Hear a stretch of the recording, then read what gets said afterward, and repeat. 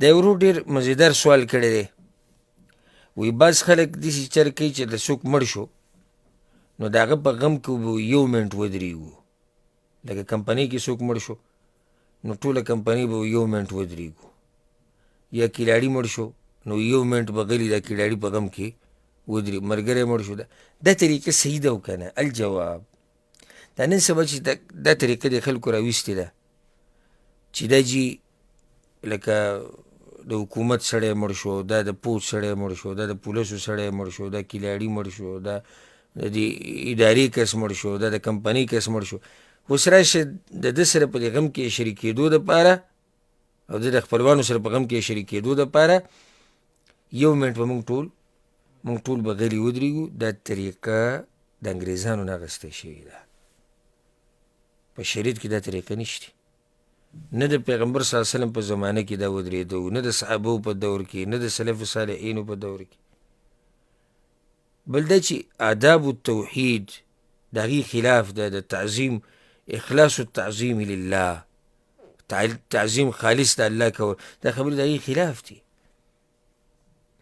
دا داسې ودرېده غلي ودرېده په تعظیم ستا خو د الله حق دی. نو دا کار چې دی دا ناروا دی، دا بدعت دی.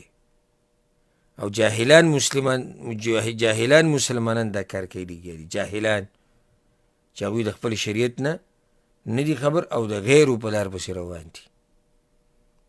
دا خو د انګریزانو طریقه ده، دا خو مسلمانانو پېژندم نه.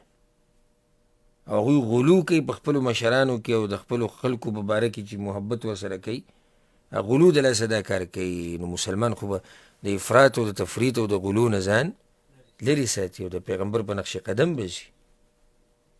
موږ ته شریعت طریقه خو ولیده که نه؟ مړي سره ښه کې دعاګانې د هغه دپاره ډېرې وغواړه، د هغه د طرف نه صدقه ورکړه. نورې طریقې موږ ته شریعت ډېرې ښودلي دي. خو دا په یو ځای کې نه ده راغلي چې ته غلی ودرېږه یو منټ دپاره. دې سره بله خبره مې ذهن ته راغله، لکه دا بعض چې دی هغه بتي به یې راغستې هغه به بلوي، او څوک چې دی ډیوې بلوي، او څوک څه شی او څوک څه شی بلوي.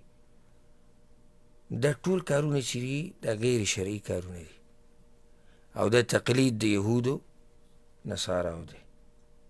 په اسلام کې دا قسمه خبرې دا نشتي. د دې نه ځان لرې ساتل پکار دي. والله اعلم.